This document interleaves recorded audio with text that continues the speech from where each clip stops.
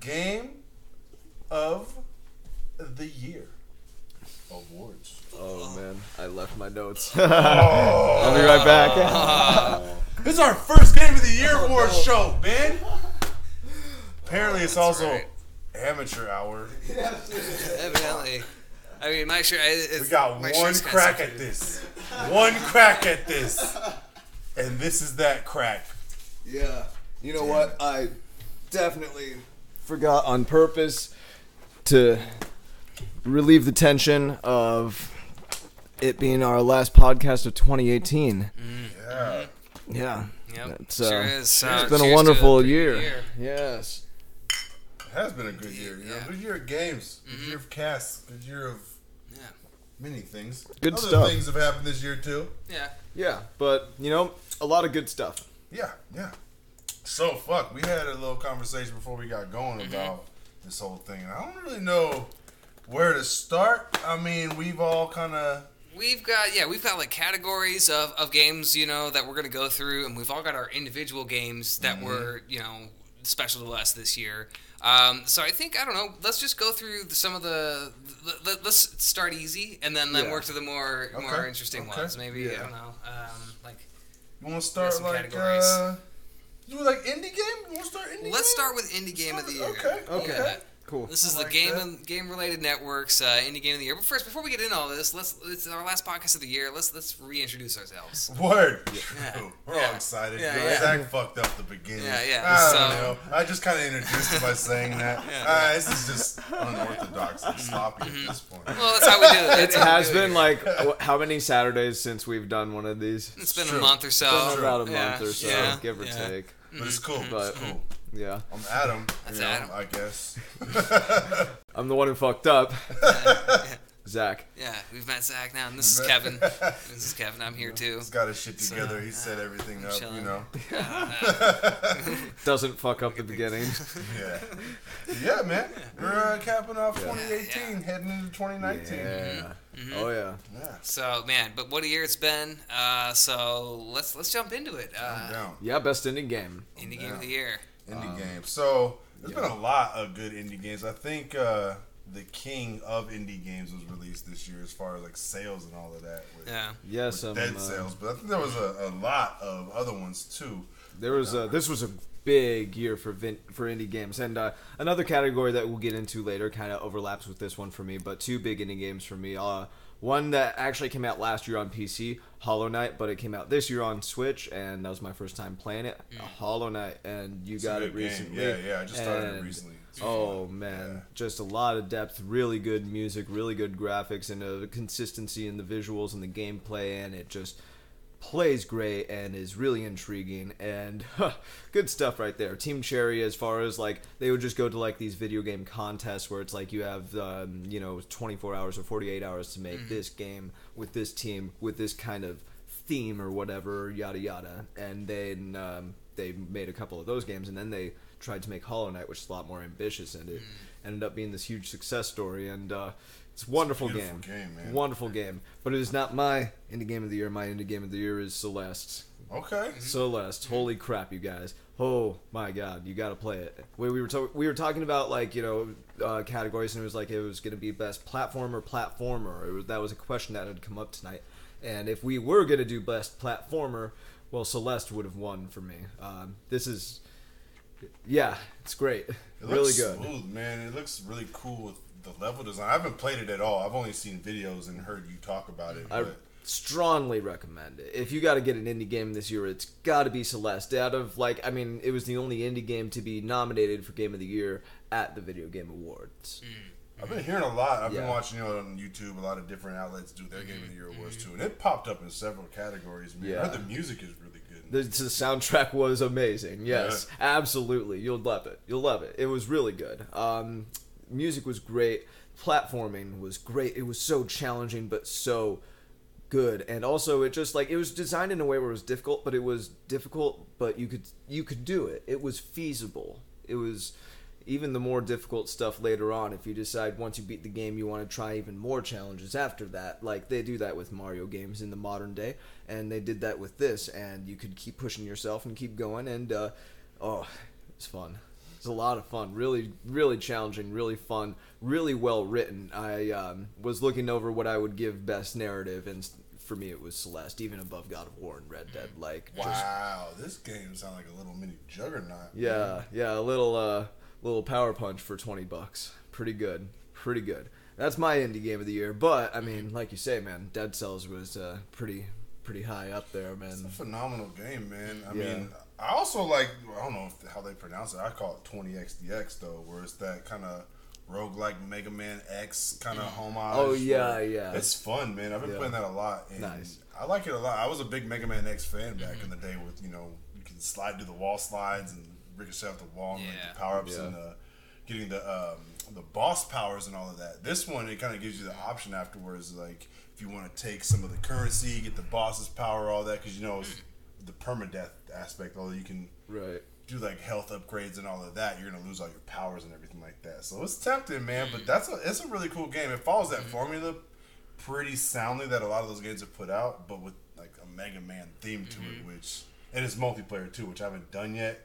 But I really want to play that multiplayer wise. But that and Dead Cells for me was hard to choose. I'll probably give it to Dead Cells because the noise it's making. You know what I mean? And I could see them really parlaying that into a series. I don't know if they're gonna keep it if you have a random generated series or if you just kind of expand on it. But I don't know, man. I didn't hear much that was louder on the indie side. I don't know if you heard anything that was. I'm not too well versed in the indie game market. I pick up a few here and there. I mean, the best indie game I played this year, or that I picked up, aside from like some small VR stuff, was probably Super Mega Baseball 2. That game, Super Mega Baseball games are fun. Yeah, I hadn't played the first, but the second one, my roommate had been looking for a good baseball game, and I don't play a lot of sports games, but this looked like it was the right balance of fun and like mechanics, Yeah.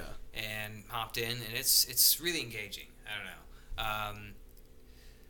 It's what I like about it is because they don't have to focus on like player likenesses and like licensing and all that shit. They just like delve into the mechanics, you know. So it's just really fun and accessible. It's challenging too, and it's really very scalable. Lots of different modes to play in. And you can like make your own custom team and all that kind of stuff that you can do in a lot of other sports games, but it's got its own kind of charm. That ecosystem for difficulty and all that. Yeah. Oh man, it's a blast. I haven't played it a lot, but what I have played of it, I really enjoy. Nice. Yeah. So this is a good year. I think. I don't know, man. It seems like across the industry, Dead Cells is like people's take for this category. I'll go more into like big indie games that came out this year when we're going over the games that we never played. But I mean, there was a good amount of indie games that like really caught my attention that I just never got around to getting yet, and still plan to at some point. But there's a good little handful, and we'll get to those when we get to that category, whenever we decide to. Yeah. All right. Yeah, so for indie games, just to recap, Dead Cell, the Celeste, Dead Cells, and the Super Mega Baseball 2. Is that what it is? Baseball 2, that's what I'm calling. Yeah. All right. And I feel like Celeste probably is the one that people are talking about the most. If you guys hadn't played it, I feel like you would have chosen it. I do feel like that is the case, but maybe not, maybe so. But I'll make that the next one I play on that scene, man. Yeah, absolutely, man. Seeing so much, it looks cool, man. I mean, Hollow Knight or Celeste. I know you already bought Hollow Knight, but if you had bought in both, I would say get Celeste done first. Wow. Celeste is shorter. I think there's more content in Hollow Knight if you're going to just do the base completing the game. If you're going for all the extras and stuff, Celeste can get an extra couple, 10, 20 hours out of it to get to a total of 40. But if you want to go for the good stuff in Hollow Knight, that's like 60 hours. Wow. Yeah. I'll say this too before we move on. I want to say 50 maybe, but go ahead. Before we move on from the indie category, just kind of reflecting back to like when Xbox Live first came about and gave it a platform for just these, creative. Oh, I remember my first Xbox Live arcade game. Games? Yeah, Did you guys play Braid? I did play Braid. Oh my god, dude. Oh man, that was first indie game, and that was just such a really good impression. Like how they had, even the writing in that game, like I remember that first like little segment pretty well actually, and how it reflected in the gameplay, and how each chapter was like a few paragraphs of text that were tied into the time travel mechanics, and how time thematically is like concept that people grasp and try and think like, I wish I could, take back this or whatever and like, fix these mistakes or whatever. And it's really interesting how that ties into the gameplay, section by section. That was a really good indie game. That's still one of the best indie games ever, I gotta say. But I think my first one was N+. You guys ever play that? I have N++, but I don't have N+. I know of it. The idea. Oh, yeah. How addicting that game is, man. It's this little like platform. It's the simplest graphics you've ever seen. But it just plays like butter, man. That's just a really fun, fluid platformer that you can just get hooked on. You can get good at that, and it is fun. It's just navigating, like, how do I get here with this little character? And I had no idea something that looked that simple could be that fun. Like I was at that point in my life, I was always like watching the progression. You went from 8-bit to 16-bit, and I just kind of left that shit alone afterwards. We're here now. I don't need to go back there. And then you start getting older and appreciating where it came from, and then you see people doing new ideas with that kind of nostalgic look. I don't know. It's cool to see where it's at now, to the point where we go from Xbox Live Arcade to Celeste and Dead Cells. Celeste being people's game of the year, period. I have seen some channels that did Celeste as their overall game of the year. Well, Journey won it in 2012. IGN gave it to Journey in 2012, and I can't blame them. I would give it to Journey for 2012. Journey was phenomenal, dude. Phenomenal. I'm so glad. Just finished it this year. I'm so glad you did. Yeah. I've been trying to get him to do it, and it's like, it's one of those things where you got to go at your own pace, and that makes sense. Fucking sand, bro. The sand. The sand. Oh. Okay. Yeah. It's good to see the indie scene thriving, man. It's helping with the games thing. It's going to keep people honest, man. Absolutely. So, what do you think about going next graphic or best graphics next? Yeah, best graphics. Yeah, I think so. Visual eye candy. Kind of going in the opposite direction, like indie games typically have a penchant for lower graphics, but cooler gameplay or novel concepts. Novel concepts, exactly. So stuff that feels retro but is also new for the most part. I feel like that's been a trend that's been pretty consistent. You see these 16-bit games that have a really good, really high fidelity and quality, such as Celeste or Dead Cells with their 2.5D mechanics, or even Shovel Knight, not this year obviously, but Shovel Knight back in 2014. That was one of my favorite games of that year. Was Shovel Knight. That was some really good indie old school, but like bringing it into the new kind of scene, and it's always great. But for high fidelity graphics, I mean, there was some pretty good stuff this year. Before we go into those nominees though, on that indie tip and graphics, kind of like something like Hellblade, technically that was the indie release before they were bought up by Microsoft, and that was a looker, man. That game they weren't slacking. That's that is one of the best looking games I've ever played. Like it's in the top 10 to top 20, like best visually of all time, no questions asked. Good stuff right there. If they want to go that route, they can. It's just a matter of where you want to invest your resources. They might have had a bigger indie team than a lot of these studios too, but but they had the support from Sony, and they had the resources necessary, and they had the vision, and they carried it out in a way that gave them success and resulted in Microsoft seeing them and snatching them up. Hopefully, man, I just want Rare to get back to Banjo-Kazooie. Anyway, so moving on. Graphics. So, who wants to start us off? Kevin, how about you start us off? I got a good foot to start on, I think. I think I know what you're going to say. Well, maybe. I got to give it to Final Fantasy 15.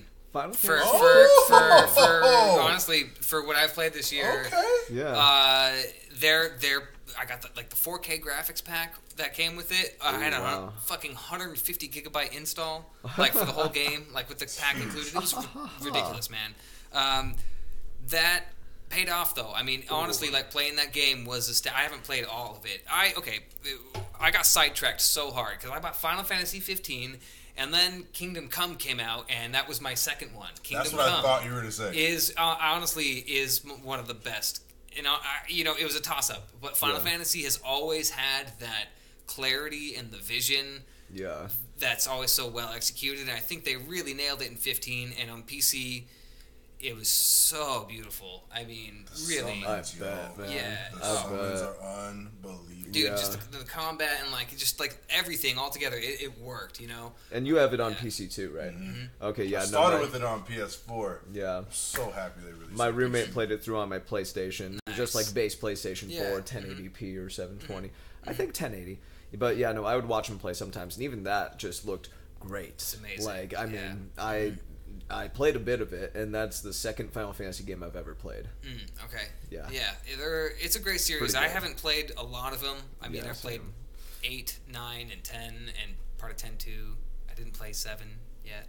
Yeah. So I feel like I'm a pariah for like. Exactly. I played a little 3, played a little 15, and that's it. Hey, 7's coming to the Switch next year, so that's what's up. Yeah, maybe a remake that has been rumored and teased and talked about. Well, no, I mean it's see the light of day someday. It's straight up. Well, I mean, maybe. I mean, the straight up port of the PlayStation 1 version though is coming to the Switch, and I am definitely thinking about getting down on that. Got to. Yeah. That's mandatory. I feel like if you want to remain friends, then no pressure there. There was one on PlayStation called what was it? It was some RPG that was kind of like Final Fantasy. The character, I can remember the main character's name, but I can't remember the name of the game. Whatever. What's the character's name? Chrono Cross? Dart. No. Dart. You could also change his name though. It was I can't remember. My friend made me get it for my PlayStation 3, and I didn't play it. I kind of want to move on because I can't remember. Well, here I do want to give a quick shout out though to Kingdom Come though, and give them some credit because that game. Really, I took so many fucking screenshots, like just like walking around, like straight up. The sunsets, I would just walk up to a hill and watch the sunset over a Bohemian Valley, and like they really nailed it. It's like the CryEngine. I was watching a documentary about them making the game. They chose CryEngine because of how good the foliage looked, and it really is the best like landscape and like just the scenery in probably any game I've ever seen. Poppin's a little iffy, but like the game itself, like altogether, is just fucking gorgeous. Well, that's the hallmark of Crytek and CryEngine is just gonna make your system squeal. We're pushing you. Well, but the performance isn't terrible. I mean, like they've patched it a lot and like improved it, but it's not bad for how demanding or how good it looks. Like, and I still get pretty like frames. when you're trying to make an open world kind of game like that, where you're in a high fantasy setting, you're gonna have a lot of grassland plant life and foliage. Not high fantasy though. It's not high fantasy. It's low. It's low real fantasy. Life. It's not even fantasy. What is it? It's medieval history. Yeah. Oh, okay. It's literal like history. Wow. In Bohemia, in Czech, or in Prague, okay. Or not in Prague, but in That's what I was thinking with your two choices. Like one, like Final Fantasy is like depicting. It's got more of like a modern day feel, but then you're seeing just out of this world shit, Okay. Whereas Kingdom Come, like it's super, and that's what makes it really fun too. Is it's grounded. I haven't beaten it yet, but I've got like 50 something hours in it. It's so grounded and realistic, and like it's not very forgiving. That's very cool, actually. You really progress. Like the first few hours are just like a long tutorial, but if you try to get in fights when you're underleveled and don't know the moves, you'll just get fucked up really fast. Yeah. It's so fun. You start off as like a shitty character, and it doesn't like hold your hand, it lets you kind of build your own thing, and you can play the whole game without killing anybody.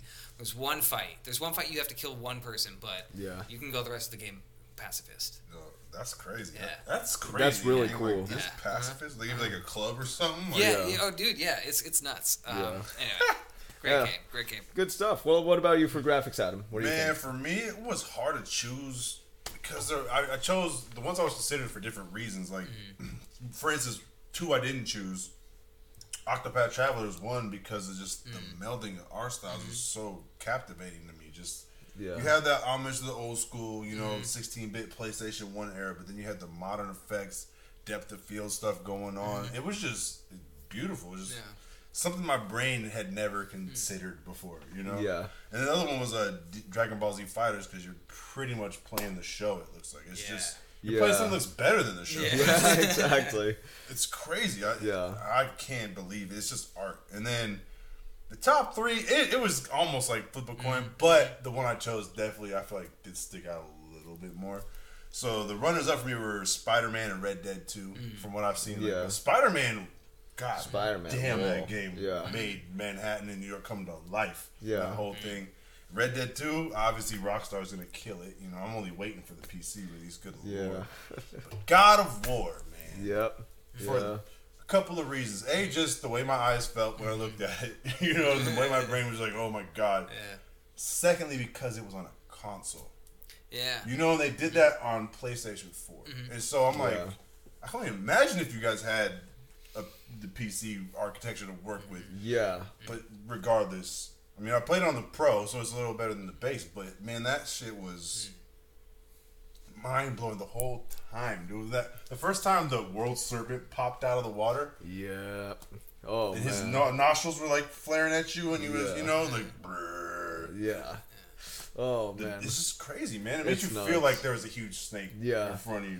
Like the first conflict in the beginning of the game when shit's just starting to go down, like that alone, that fight is just the spectacle, and it's just like you see it all happening and shit's just getting destroyed left and right, and it's they tore like a hole in the ground. It's crazy. There's like a whole earthquake and tectonic plates are being shifted because there's just two dudes duking it out. Like it's crazy. And every time the lake level would lower and more of the when the World Serpent would rise, he was so big that when he rose up, the water level would like lower down. Nice. Yeah. So, and that's the thing, dude. Oh, everything in God of War, man. And I don't mean to take it away from you, but I know. No, it's a discussion. I'm tripping. God of War is my winner in visuals also. Like, holy crap. Like, the way that they designed this one in comparison, like they changed the camera work so that you're in control of the camera the whole time, and it's up more close and personal as opposed to last games where they were mostly at like fixed angles a little further away from Kratos as the player, as the character that the player's in control of. And this time it just the amount of detail and the textures and the lighting and what they chose to do with it all to create this new vision for where they're heading with the series was just obscene, amazing. The first time you go to Alfheim, when the light was going, it was like just, man, that light. I've never seen better lighting in any scene in any video game ever. I was just, what? Yeah. That you can do this? That moment itself to me is the best looking moment of any game. Just walking out in Alfheim.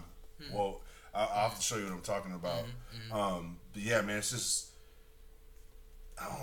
it's hard to describe. But even like when you go into like the kills or like the enemies, just I mean, it's gory as shit. You know what I'm saying? But the level of detail there, like I remember in God of War 3.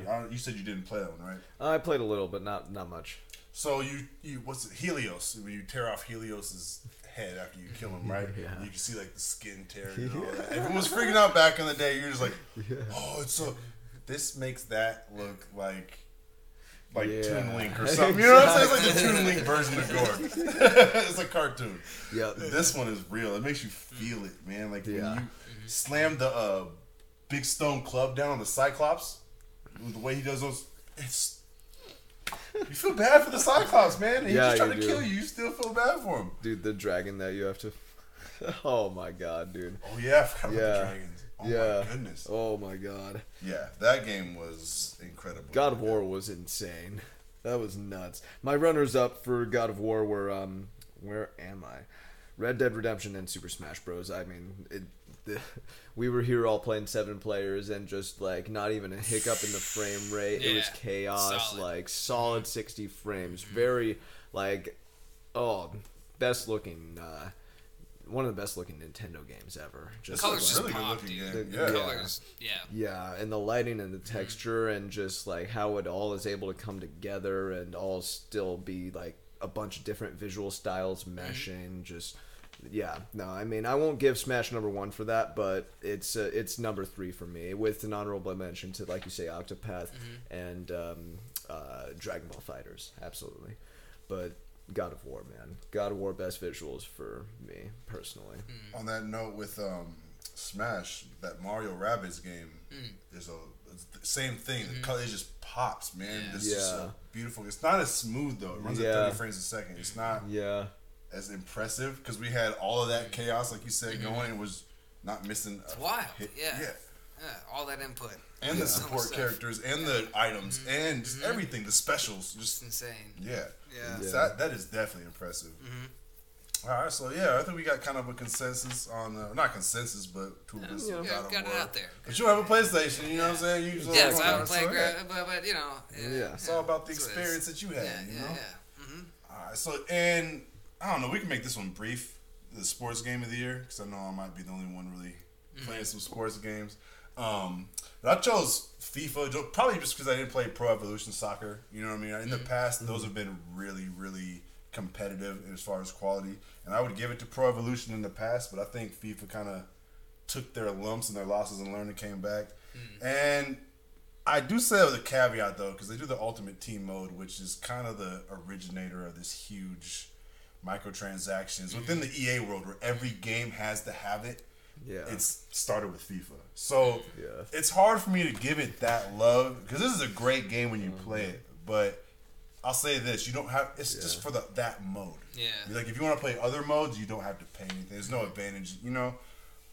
But I almost wanted to give it to MLB 18 because it doesn't do a lot of that. It still has a mode like that, the Diamond Dynasty, but I don't know, man. It was hard, so I just gave it to FIFA. But we don't have to harp on sports games. But I do want to say one last note that 2K Sports, man, NBA 2K is not learning. I'll second that. You're not. I used to love that game, but you guys are really alienating your player base, and it's insulting at this point. And it's bad. Okay. It's real bad. Pay to win, not fun. Okay. You just turn that shit off, man. Go back like 2K11. It was perfect. That's the last thing I'm gonna say on that. No. Well said. Well said. Needs to be said. Moving on from sports, what do you guys think about multiplayer, though? Oh man, I mean, is it close? It's well. Here's the thing: multiplayer. I feel like is one of the new things. Is always one of the biggest things with gaming nowadays. You know. It's a lot of people are saying single player games aren't as big anymore, you know, and multiplayer experiences, it's easier to do, you know, to make like a repeatable multiplayer experience, I think, than to make a engaging single player story. So there's a lot of multiplayer competition, you know, in terms of games. So there's a lot of stuff that's come out this year too that's been really interesting. But I don't know. For me personally, we've already talked about this game a little bit, and I think you guys agree for the most part. It's Smash Ultimate, dude. Super Smash Bros. Yeah. It's the clear winner. 7 people at once. I've never done that in any game ever. Locally, all in the same room. No friction, no hiccups. You plugged it in, like you turned them on and like connected it, and it was like, hey, we're good. And the craziest part to me too was we were playing with like 3 different controller types. Oh yeah, that was mind blowing.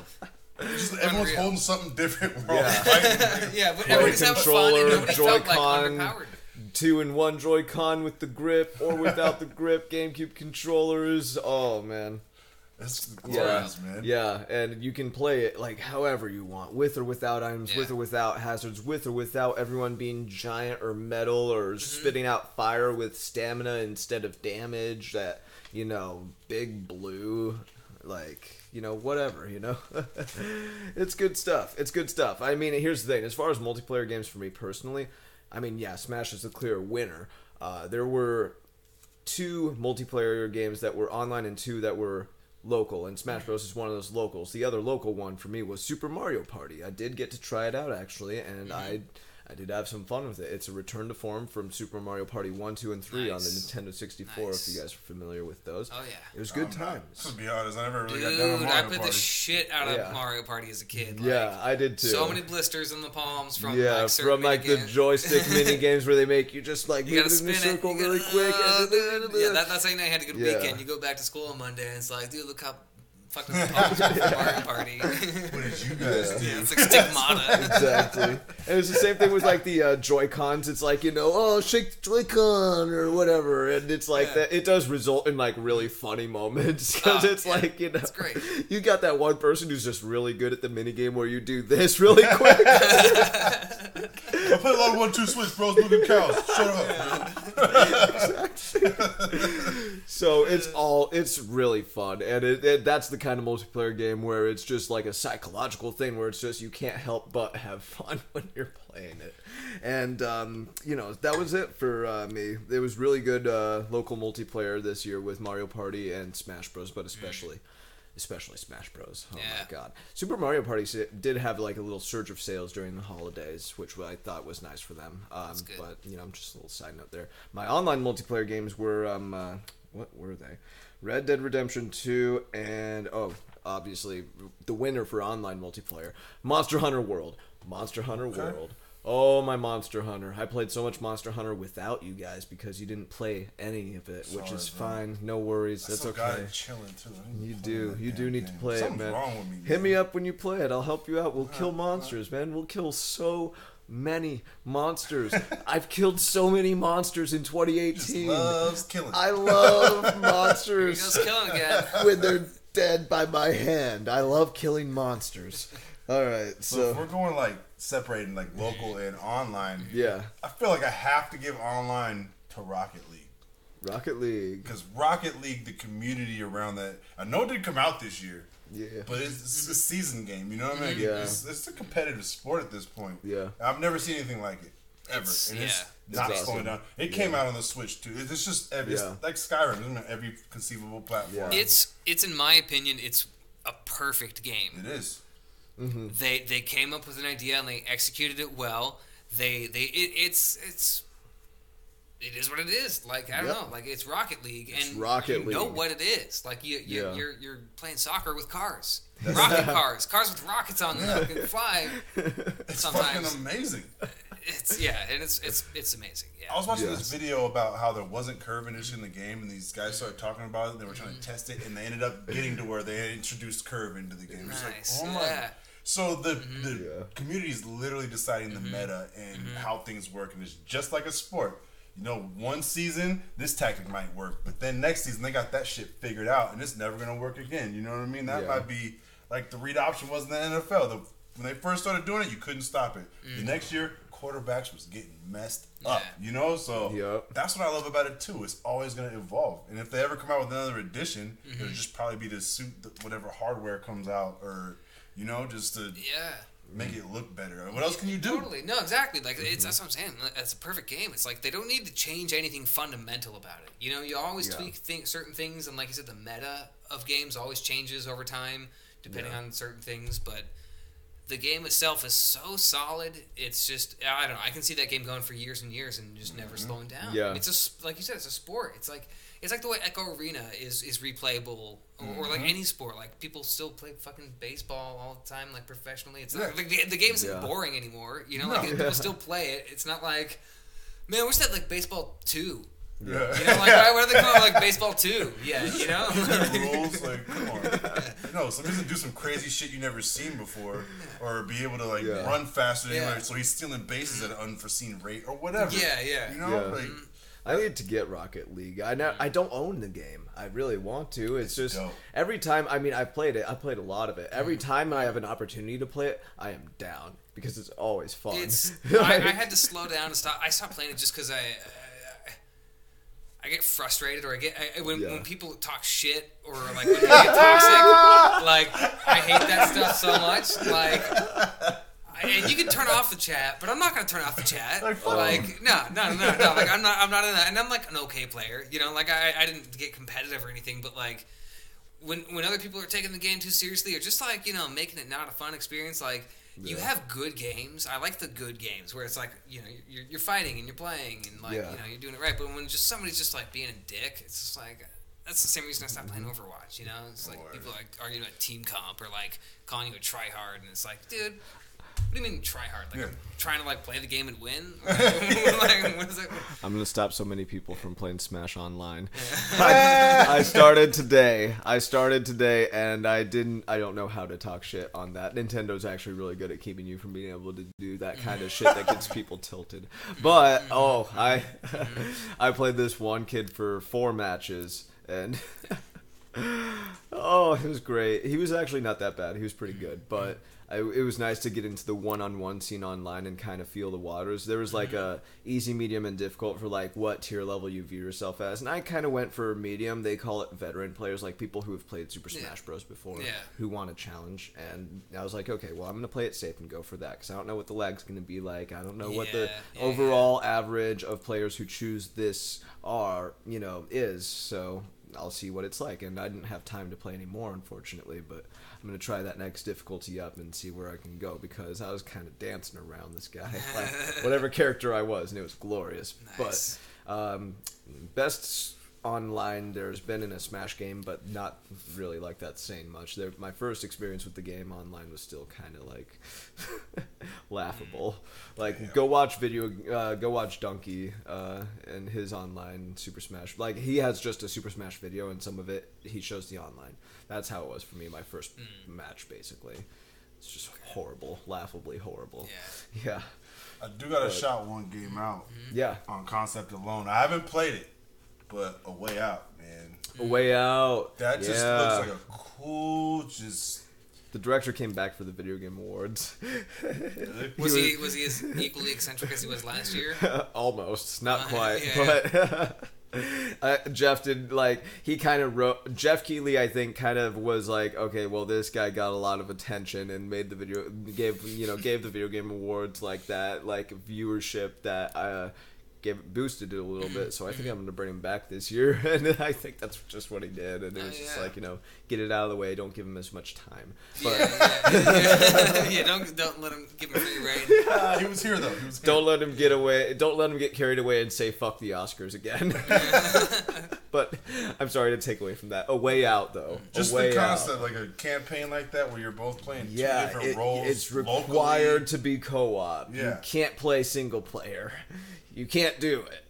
And it's long enough to, where you get something from the story. I don't know. I want to play it. We got to get down to this Way Out thing. We got to stream some A Way Out. Just that concept, man. I had to shout it out. I like good stuff. A little shout out from the EA Play. Not EA. God. EA Play. So, speaking of biggest disappointments of the year. Is that where we're going next? What a segue! Like we wrote it. I actually was thinking about writing that down on my list, but EA Play at E3 this year when they they had the Command and Conquer mobile game instead of a new Command and Conquer game. On the bright side, though, they did announce like a remaster of the original Command and Conquer and Red Alert, and Red Alert was my shit when I was a kid, so I'm cool with that. But they announced the mobile game at E3. The mobile game, why not announce the remaster at E3 with like a little CG teaser or something, But then they like announced some more DLC for Battlefront 2, and then like they had how A Way Out was their like EA originals or whatever, and they showed a couple more of those, I think, but they were like, they didn't catch people or captivate people the same way A Way Out did. I feel like that's how I felt anyway. But then they showed, like, they confirmed so awkwardly and offhandedly, like, oh, by the way, Respawn Entertainment is working on a Star Wars title. They didn't even give a trailer. They didn't even get someone on stage to say it. They someone on stage was like, oh, hey, we got this guy in the seats in the audience, and he has something to say. Oh, hey guys, we're making a Star Wars game. Yeah. Oh, that's not big news? Respawn made probably the most interesting, first-person shooter campaigns over the last, 10 years. Yeah, we're doing this. Yeah, we're making a Star Wars game. Wait, somebody who knows what they're doing is making a good Star Wars game? Or, sorry, I shouldn't say good Star Wars game, it's not out yet. But making a Star Wars game? Well, Respawn Entertainment... what that reluctance might have been, though? Probably going to cancel it. Yes. It's either going to get canceled or get ruined by EA. Let's face it. Disney kind of fucked up giving EA the Star Wars rights. Probably should have just gone with Sony. I was excited to talk to Amy Hennig, so... Yeah. Cool. But actual disappointments, I didn't write that one down. I do have written down here, I don't know what that is. Fallout 76... for starters. I'll let you get to that. I won't say anything because I didn't play it. Destiny 2, I did download for free, and it was disappointing, and that's all I have to say about that. I didn't get Forsaken. I just played it and got bored quick. But I have a top 3 disappointments. I have something else here. I don't know what this says. But it's before 70. It says it's written before Fallout 76, and I just don't know what for the life of me it could be. Well, I guess I'm just gonna ignore it. This is really disappointing this year. I'm trying to think.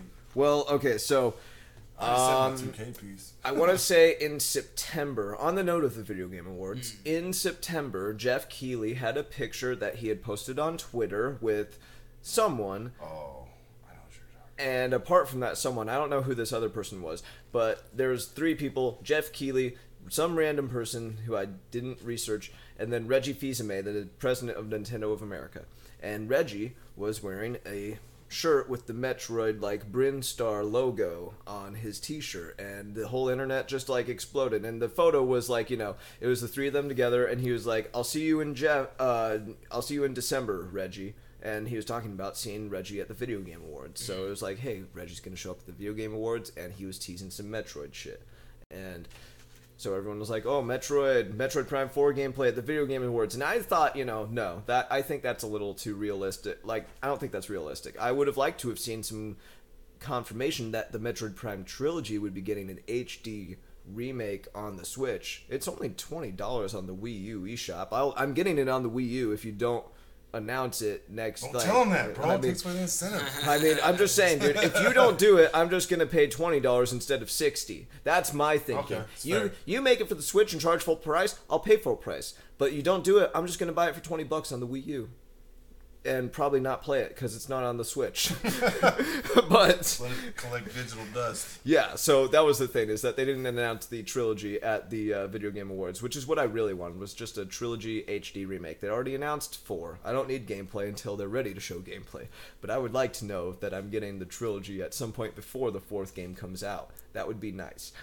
Moving on, my other 2 disappointments: Telltale going bankrupt, not because I love Telltale or anything, but because I love The Wolf Among Us, and I was just very, very, very ready for Season 2 of The Wolf Among Us, which was supposed to come out this year. It was supposed to come out this year. Then it got delayed to next year, and then Telltale went bankrupt. Thanks, guys. Yeah, it's unfortunate, too, because it seemed like they have such a loyal fan base, and they were doing so many things for such a long time, the Walking Dead series. How did they go bankrupt with those licenses? Well, I mean, they didn't put care into every single license. The Game of Thrones game they made was complete horse shit. That's what I heard, It was horrible. Tales of the Borderlands was really good. Wolf Among Us was the best. Walking Dead, I think, was a little overhyped. I only played Season 1. I didn't play 2 or 3. But Season 1 was very buggy and glitchy and just it might have been well written later on, but it wasn't captivating enough in the beginning for me to get through the, it was like a point and click adventure, like the ones we were talking about from the early, 90s and late 80s and whatever with computers, and how it was just you pick this choice and that choice and it might affect it this way or that way, but it's all ultimately as different as you, the player, decide that it is. And they did that pretty good with The Wolf Among Us, just because of how how it was set up. It's like you're a detective and you got to figure shit out, and you got to try and intimidate and persuade and use charisma on people. But it was really well written. It was just really compelling, and I just wanted Wolf Among Us Season 2, and I was supposed to get that this year, and I instead got a cancellation. Thank you, Telltale. Thank you. That's my number 2 disappointment, and my number 1 is the Nintendo Online Service. Just getting it out there. Nintendo, I don't want to use my phone use voice chat. I do not want to pull my phone out of my pocket to be able to talk to my friend. I have Discord. I use Discord on my phone when I'm playing Smash Bros. Online with my friend who lives in Texas. I use Discord because I'd rather use Discord on my phone. If you're going to make me pull out my phone, I already have Discord. Enough with the fucking phone app. It's crazy that Fortnite's able to just do whatever they want besides too. Like, oh, you guys want to do crossplay? We'll just Fortnite is a money printing machine. Fortnite can do the voice chat without the They're doing it. That's what I'm saying. On They're the just, Switch. Okay, like, you guys are gonna do it. I've been able to do it. I've done it. With a headset. With my PlayStation 4 headset. You know it's possible. Yeah, it's just it's hardware. PS4? Yeah. It's just hard. Hardware should be agnostic like that, though. That's why I like PC gaming. Because it's like you got a thing, you plug it in. Yeah. Like it's universal and it should work. It's done. It's just going to work. Extra dose of irony on icing on the ironic cake. Absolutely, yeah. Oh my God. He's sitting there with his PlayStation ear. Come on. Come on, Nintendo. You got this. We know you can do it. We have the technology. You literally have a console that's a hybrid handheld home. You're doing so many things so well. You're doing so many things right. I mean, okay, so that part just didn't make it into the mushroom chip. The reason why Nintendo Online service, it's not just the voice chat. But the reason why it made number one instead of Wolf Among Us cancellation is that not only was the service free this whole time up until, recently, they charge $20 a year, which is a pretty good price, but they're not letting us buy and download retro games from the Super Nintendo, Nintendo 64, like individually. It's like I can't give Nintendo $7 for Super Mario World on my Switch. But hey, I have access to all these fucking NES games, maybe 3 of which I care about. Wario's Woods, the OG Zelda, and Super Mario Bros. 3. Ninja Gaiden, yeah, you go ahead, man. Enjoy. To each their own, but it's the original Dark Souls, bro. Yeah, well, that's the other point. That's the other point I was going to lead into is Dark Souls Remastered. They announced Dark Souls Remastered during a Nintendo Direct earlier this year, and it was announced to be on the Switch and Xbox and PlayStation 1 all the same day and date release, May 25th, give or take. And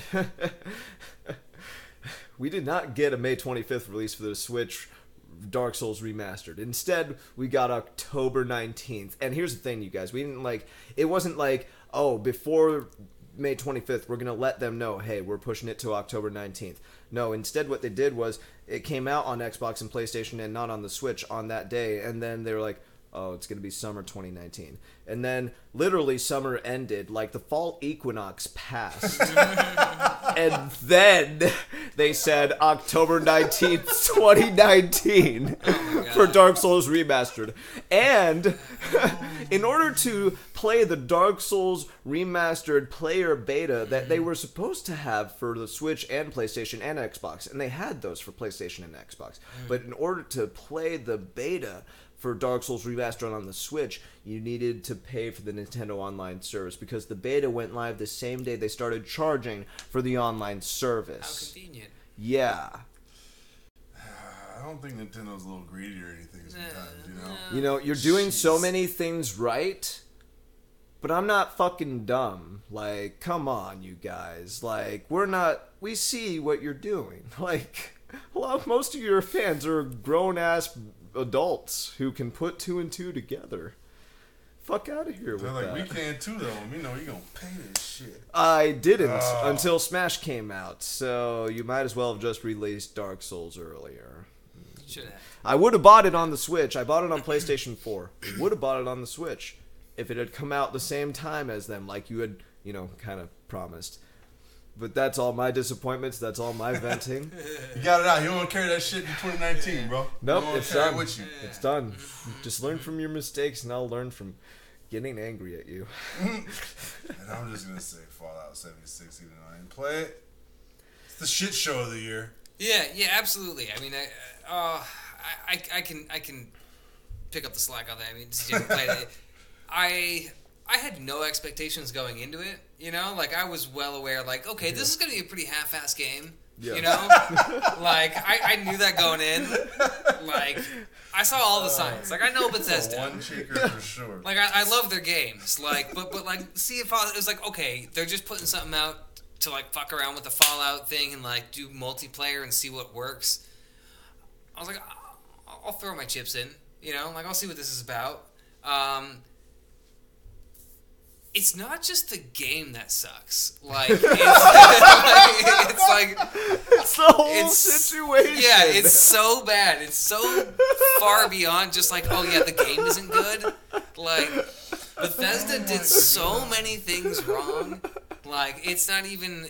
I don't even know how to, like... Okay, so the most recent thing I've heard is that there was this whole thing with the modding community in Fallout 76 where if you modded... No, that's not true. That's not true. I know what you're talking about. The letter of apology with the essay and everything? They were using a third-party cheat engine. Okay. Like a cheat engine program to hack into the game, like a legitimate like hack thing, not just like UI mods or like modding the game. Right. And they're like, okay, they banned a player or two. I don't know all the specifics, but they banned a player for using like a cheat engine program, and they're like, we'll allow you back in if you write an essay. So I think that's kind of funny. You know, like it's like a teacher or like a parent, like, you know, like punishing a kid. But then I'm like, are you really in a position right now to? No, exactly. No, Bethesda has a very, very few. It's like writing sentences when you're a kid. Yeah. I will not hack Fallout. I will not hack. Bart Simpson on the blackboard. Yeah, that's fucking hilarious. No, but it's dumb. It's dumb. Yeah. But that was one thing. I feel like there is a lot of, or to a certain extent, it's. I don't want to say blown out of proportion, but there's that element of manufactured outrage, but the game deserves so much ire. I mean, the game itself is... I haven't played it since, like, the week it came out, but they've had a few updates, you know, and I'm waiting to maybe check it out soon again. But bugs aside, the balance just is not right. They really should have just delayed it for 6 months and given a thorough beta. Like, not just, like, 4 hours during a couple weekdays, you know what I mean? Like, what the fuck was that about? Like, oh my god. Right? No, I was not able to play because of that limitation. Yeah, and, like, I mean, from the start, like, the first day of PC beta, a lot of people had their game files, like, when they had an update, like, they pushed out a patch or an update that basically erased everybody's game file, or like, the game's files. Yeah, I heard about through the launcher, which was dumb. It was like, okay, that's funny. That was the first thing. I was like, okay, whatever. That's funny. I'll laugh. Yeah. And so I got it like the next day. You know, like I didn't buy the game that. Or I was at work and I was reading about the PC launch and I saw that thing happen. I was like, oh, that's funny. I hadn't even bought the game yet. And then I went home and I bought the game and I was like, I'm gonna get in on this. This is gonna be fun. Yeah. You know, because like this is already a shit show. You know, and I was like, I want to be here for this. So bought my ticket. Yeah. So it was just craziness. I mean, the servers were buggy and crashing and like there were certain glitches, but like that's all on its own thing. But like the game is just not there.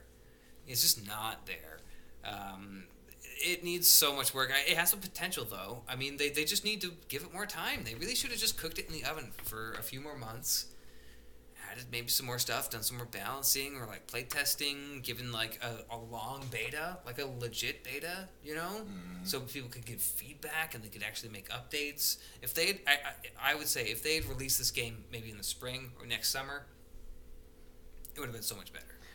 Probably. Yeah. But even aside from the game, there's a whole fucking bag controversy with the pre-orders on like the collector's edition. That's insulting. Yeah. It was false advertising. They advertised these canvas bags, but they shipped out these nylon ones, and then it's like, well, that's not what you advertised. So a lot of people, And then when people were filing support tickets, because you had to file a support ticket to get your actual canvas bag, because they are going to actually replace them now. But that first they gave out like 500 atoms, which is like the currency in the game. Which is like $5. $5, yeah. It's like so dumb. But there was a big issue with people supporting their tickets. There was a privacy leak. There was a data leak. People were submitting their tickets, and somebody like posted on the subreddit like, "Hey, I'm getting all of your support tickets. Like I'm like people like were getting it, and it had like information, like lots of sensitive information. And dude, it was just." It was just so bad. I mean, it doesn't even stop there. I mean, like... This is Bethesda we're talking about. Right. They've what are we some doing of the biggest here? games. Let's go apply for their PR, like, head of relations. Oh, shit. There's apparently jobs in them there. There's some job openings coming on. They've expanded and they've got like 3 hubs now. They've got the Bethesda, Maryland. They've got the Austin studio. They've got like a Montreal studio. Yeah. And it's like, you guys have resources. You have money. How are you fucking up on such a fundamental level? Like, it's got to be a wake up call. It's got, exactly. That's the other thing. People are getting pissed off at the way they're just being addressed. Dumb. This is a theme I've kind of been seeing. It's not just Bethesda that's guilty of it, but talking down to your consumers like they're just idiots. Like, you just don't get it. And, you don't know what you want. I just realized what my disappointment of the year is, though. Soldier Boy. Oh, you ever heard about the Soldier Boy consoles and shit that he's putting out? Oh, no, you know what? Okay, now that you mention it, I've been seeing a bunch of memes, because last night I watched a Gamers Nexus video where he tore down the Superboy console, which is like a Soldier Boy or a Soldier game?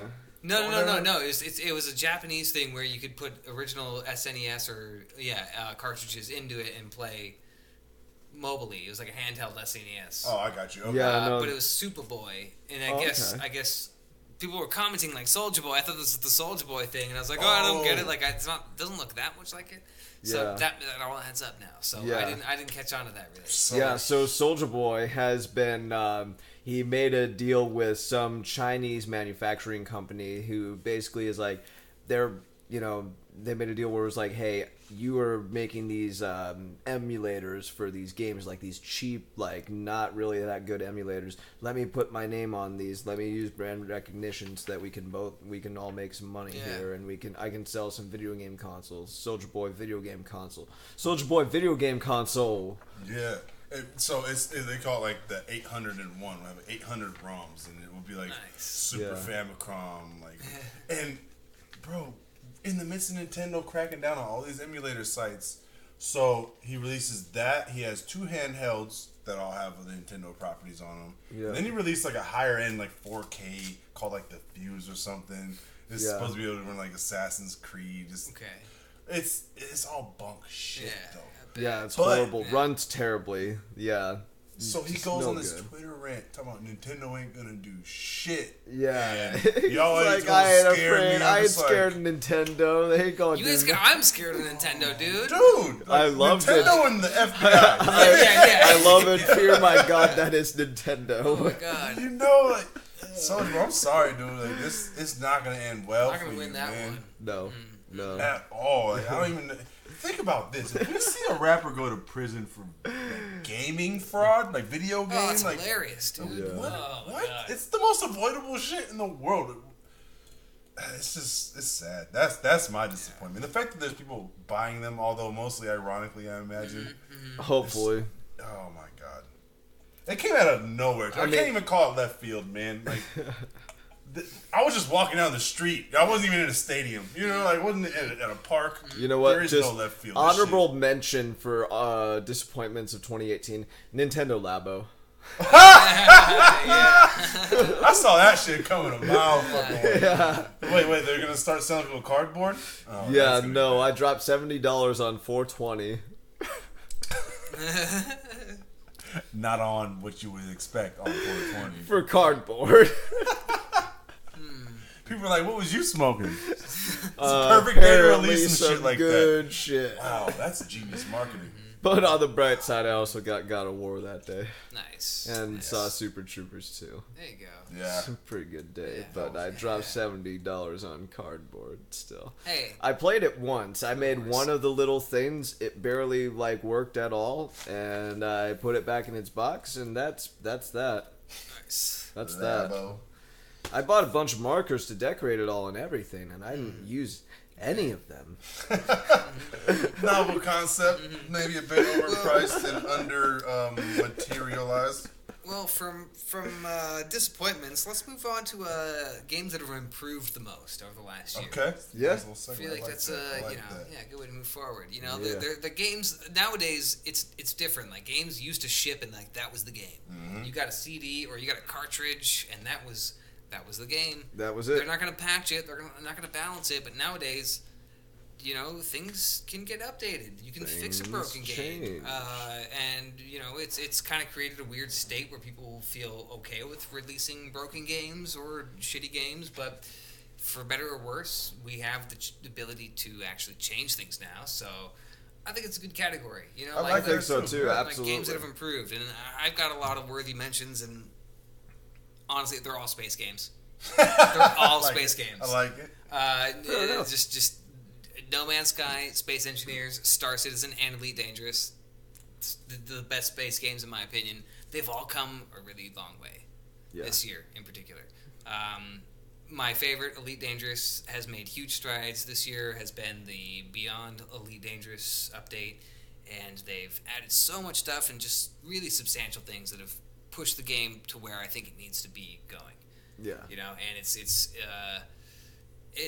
so much fun now. I'm having so much fun with the new update, and it just feels more involved and like gamified, you know, and just like just not flying around and like looking at stuff. You showed me, or we went through that session. You just had me map all the new commands and shit you can do. We seriously spent like an hour. He's just like, look, it was a while going through like, did you set this? What about this? And it's just, what the fuck? I already didn't know the controls. Yeah.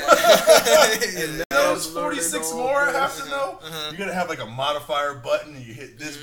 There's a whole other mode for discovery, and dude, it's the map. I couldn't even look at the galaxy map. You know, I was like, what's happening? I can't. That shit was funny looking back. I was getting frustrated. It was hilarious. But that sounds great. Impressive though, man. That sounds awesome.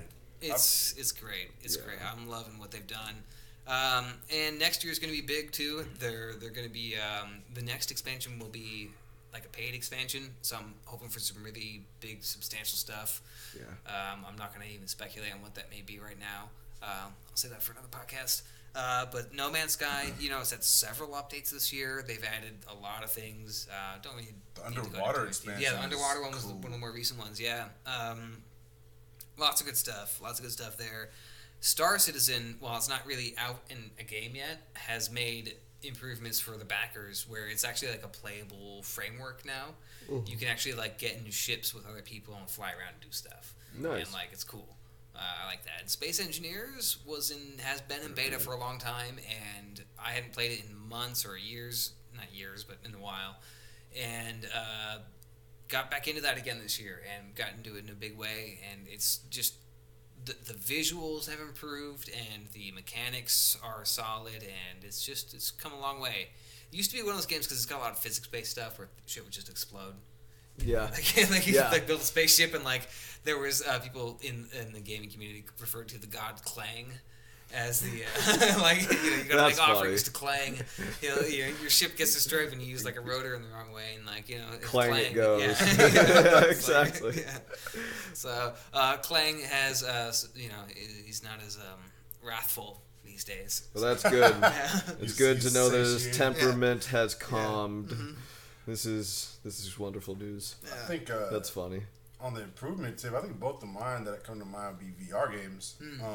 Onward being one, because I took a big break from playing that when I jumped back in.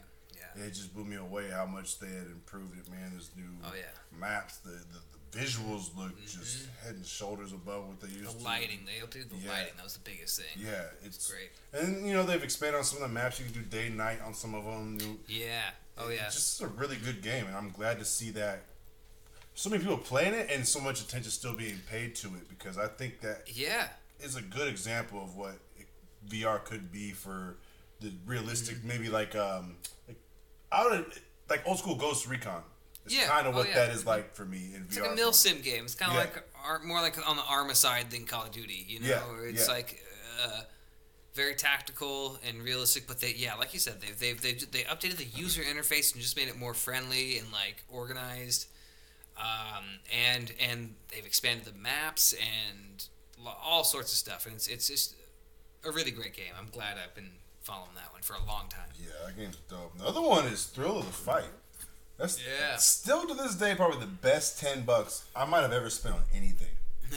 I'm not even kidding. I mean, aside from just the workout I get playing that game for the last however many year and a half or whatever, I know I've burned thousands and thousands of calories in there, which is a benefit. But you see the guy, I think it's just one guy that develops it, and he's added just this year, I want to say 2 new fighters. He's refined and totally changed one. You go now like stuff where like you fake a punch and you have to do stuff like that to create openings. Where in the beginning you have to like maybe you just counter. Or now it's like they're smarter and like they get used to what you're doing. You have to like kind of get them to do something and create your opening to attack. Okay. And they'll do the same thing to you. Yeah. And they'll loop around, they'll counter smartly, and I'm blown away how far it's come visually too. Yeah. The character models, he's swapped a lot of those out. The crowd, he's added a crowd to the main gym. Not the main gym, but the gym you start your fight in initially. It was just kind of like a boxing gym that you'd fight in. And now it's surrounded by a good maybe 100 people. You know? Yeah. A lot of them it's all like 3 or 4 character models. That's but fine. when you're in the ring, it adds a lot. Like, you know, like you're not looking at them, but you can tell there's people in there. And I don't know, man. I think that game is the best sports VR game out to me right now, period. And it's been that for a long time, and it's just gotten better. And I can see it going just... Nice. Yeah, I think the potential's unlimited for it. For sure. No, and that's what I love about these VR games, like with like indie developers, is these are pet projects or passion projects for people that they're not necessarily going to abandon in a year or two. You know, like they may continue to develop and iterate on it as the technology evolves.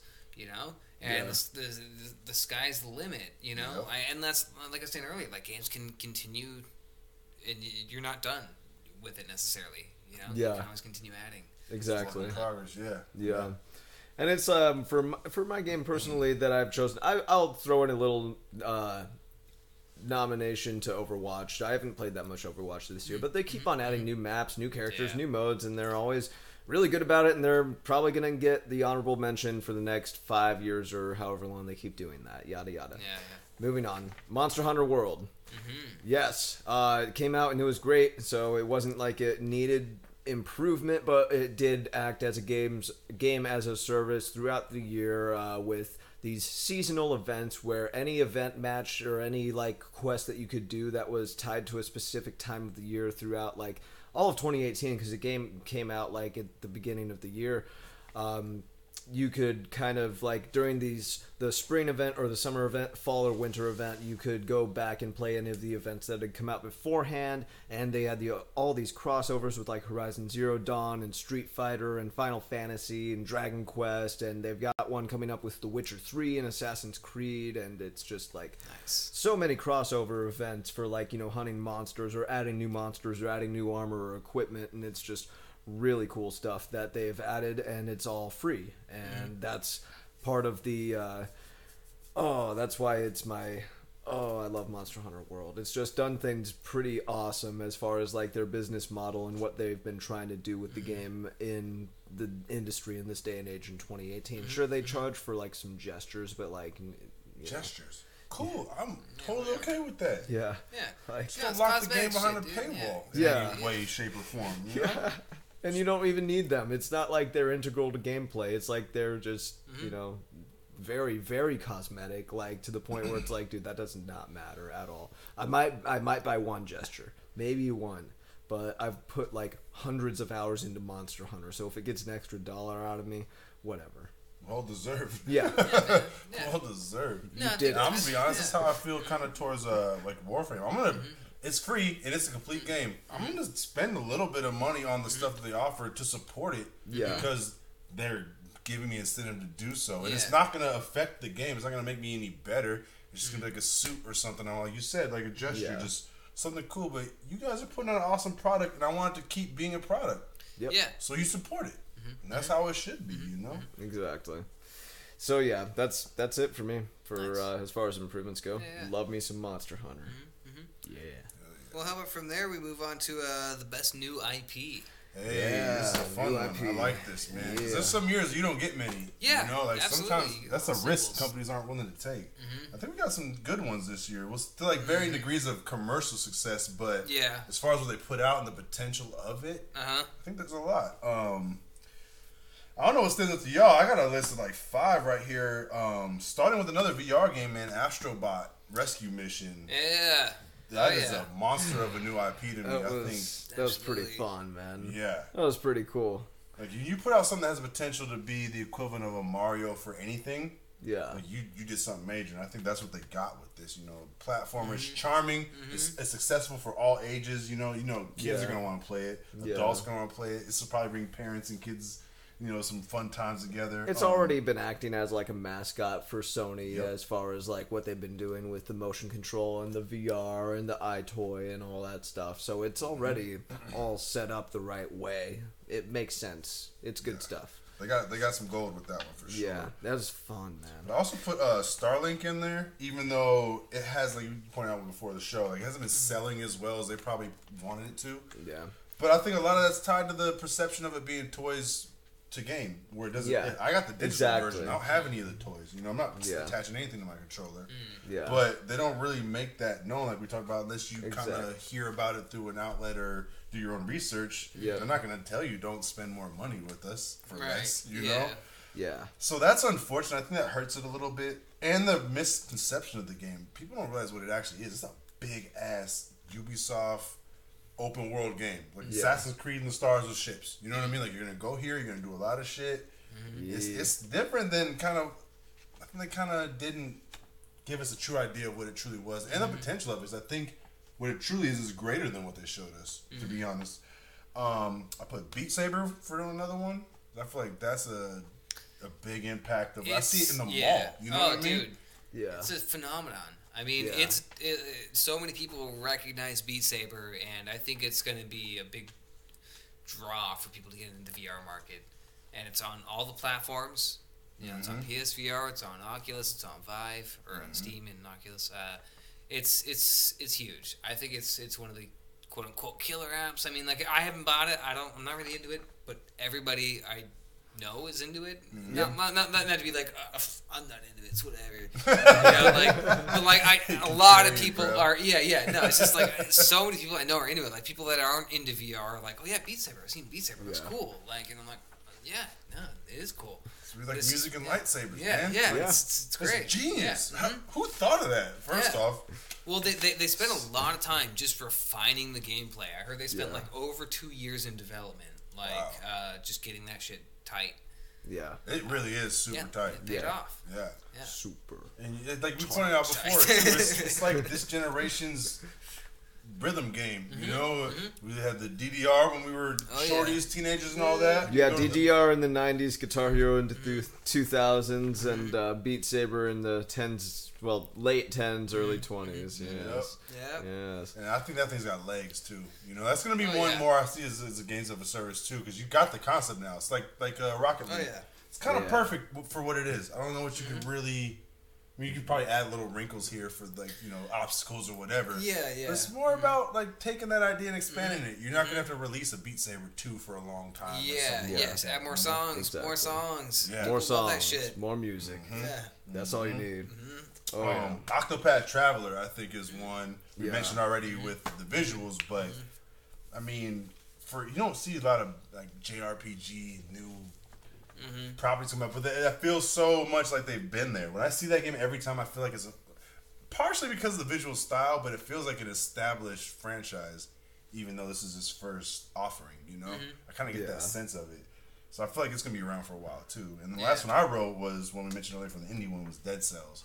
I feel like that thing's got some legs too. For sure, I can see that becoming like a franchise or series of some sequel. sort. Yeah. Dead Cells. Or parlaying that team into a bigger. Like we mentioned Castlevania stuff earlier. If somebody was to make another one, I would not be mad if the Dead Cells team got to make that game. Yep.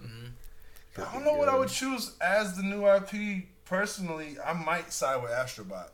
I might. Honestly, I think that's a good choice. I mean, it's been lauded by critics as just one of the best VR games, and ever. And I see the potential there.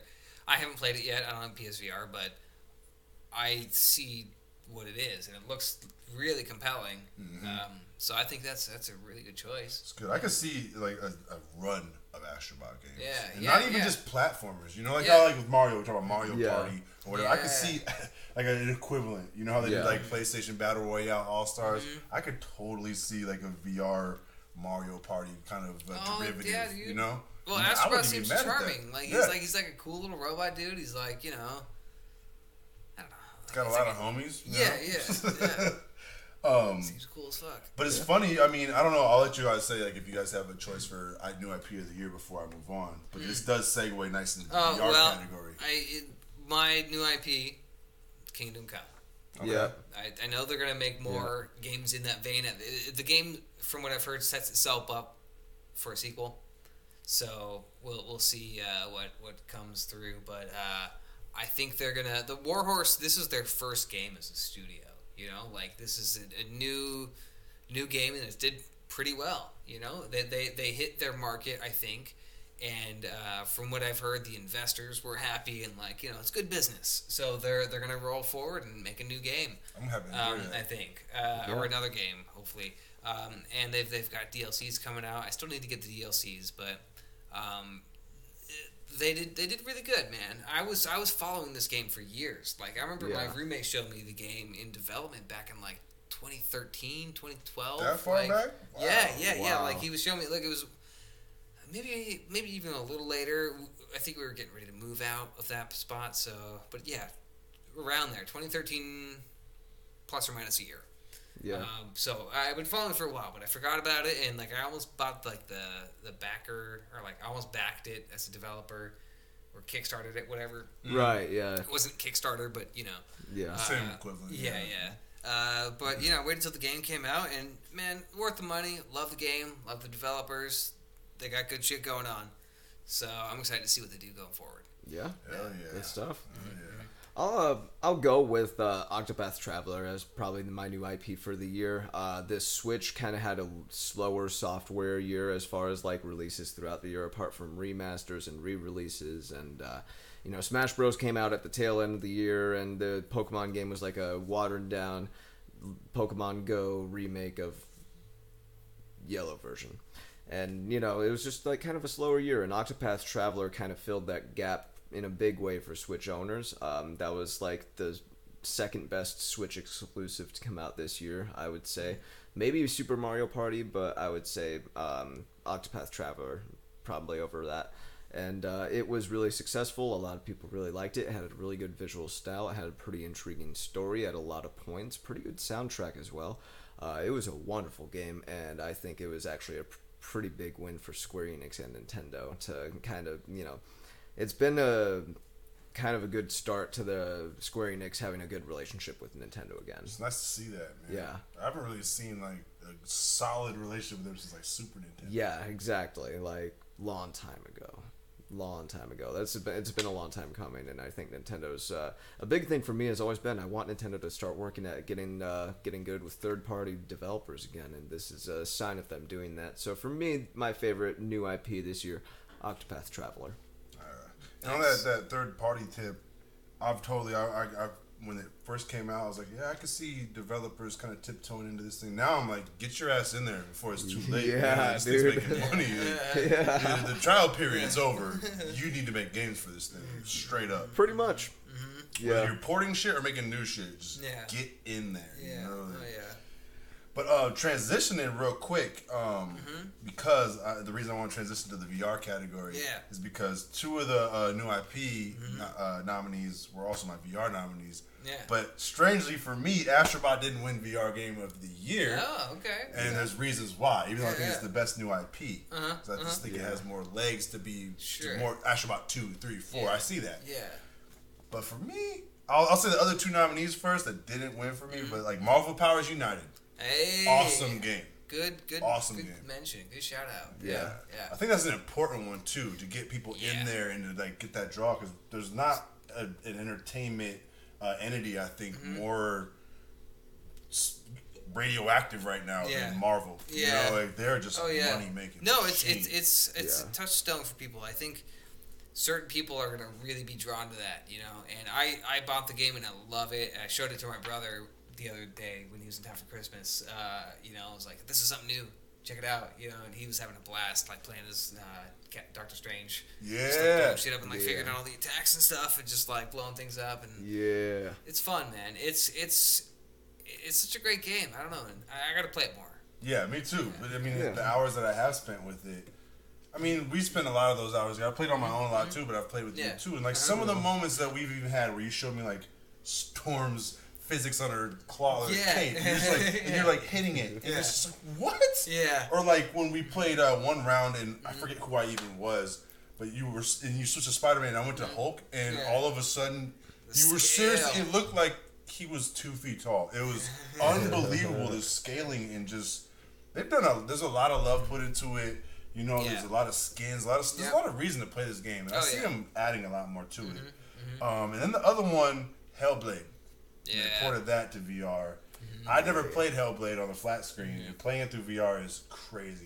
The audio? The audio. What? Oh, the audio. Even in the flat screen version, same exact, like, crazy audio. It's crazy. Like, they're really trying to simulate psychosis for you. Yeah. And I love that they're doing that for so many reasons, because just on a gameplay standpoint and just on a sensory level, it's cool. It's stimulating. But it's also making you consider what people go through, and maybe something that's unfathomable to a lot of people. They're trying to at least give you some kind of thought, build some empathy towards it, but also giving you a good time and an engrossing adventure and all of that, you know? Exactly. Like I saw an app the other day, or a game that gives you different, or it was an app actually, simulated colorblindness. To show you what it looks like for people who are colorblind. So you can see like why they struggle. And I'm like, that's fucking genius through these platforms to show us. Because a lot of times, if you can't see it, right, whatever. You know, a lot of people are like that. It's unfortunate, but no, put this on, bro. Come, show me a line right now. Hand me a line, bro. Right. You know.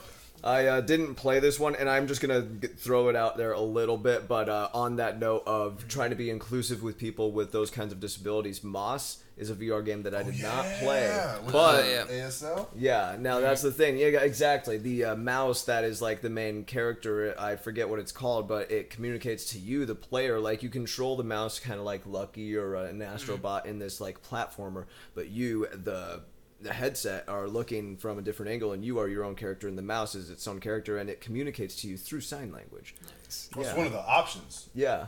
Is that the only way it does it? I don't know. I don't know. But I feel like it was one of the options. Maybe it might be the default, but I remember the ASL community like really feeling a lot of gratitude towards that game, and they were really like, "This is amazing." And they showed the mount. I was like, I actually was really moved. I was like, "This is Nice. They didn't have to do this at all." Yeah, you know, it's not even like a theme of the game. Like, I don't think the mouse is deaf, is it? I don't know. I mean, I really don't know. We'll come back to that at some point. I'm definitely gonna get Moss and play through it. I hope that you see that though more in games. Yeah. As a language option. Yeah, that would be phenomenal. That would be awesome, and it would be a good way to push animation forward a little bit in that kind of regard. Just being able to give options to players that push those boundaries forward. Well, I'll say this. I mean, like, I feel like subtitles can take care of that in a practical way, but depending on the game, that I think is a really valid and legitimate option to pursue. But I would say for the most part, I feel like they should. It could, but like subtitles like an action scene. They work really well for me. But in the middle of like an action scene, like, you don't want to take your attention from there to the bottom of the screen, you know. So I guess, but I mean, like, but if the guy's like, like, instead of like speaking his lines and reading subtitles, you're watching his hands. I guess, like, what's the difference? You know what I mean? I think in Moss, the way it's incorporated isn't so much as like the dialogue. I think it's more with that, right? Yeah, I think it's like if there's a puzzle, it's like I can't do this or whatever. I think it's like it communicates. No, that. totally. Like, That's. No, I think that's it's gonna be contextual, but in general, I was just thinking subtitles. Yeah. But no, absolutely. Exactly. It depends on what game is individually going for what kind of vision. And that's the same with anything. It's like, you're making a Mario game, you're not trying to make a good story. You're trying to make a good, fun platformer that anyone can pick up and play. Yeah. You're trying to make a Smash Bros. Game, you're going to make it easy to pick up and a little more challenging to master. And as far as VR games, it's like, you mentioned, basically, you haven't mentioned your winner, though, have you? No. Yeah. And real quick though on that side, I think one more point on that sign language thing too. Subtitles would fix it, right? But at the same time, on the empathy side, it's like that's as close as they can get to the experience we get with just being engrossed. You know what I'm saying? Like, we don't have to look anywhere; it's just communicating to us. It's just immersion. I think that's kind of cool. I don't know how pervasive that can be applied, But for my winner, I actually picked Beat Saber for my winner because I see that. In the moment, spreading more. It's more of an ambassador for VR's propagation. If that makes sense. Where I think there's going to be a longer run of Astrobot games. And maybe in the future, that's going to be like the Mario. Oh, you got a VR headset? You got to play Astrobot, But right now, I think that's going to be a lot of people's first experience in VR is Beat Saber. You know, it's like that light that draws the bugs that zaps them. I feel like that's the same kind of draw.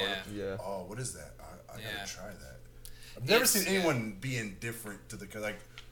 Nah, like you don't like it's not your thing. But you're even like, yeah, I see it. Yeah, exactly. You know? Yeah. It's got that appeal, and it's unreal how far it's reached. Yeah, like, people recognize it.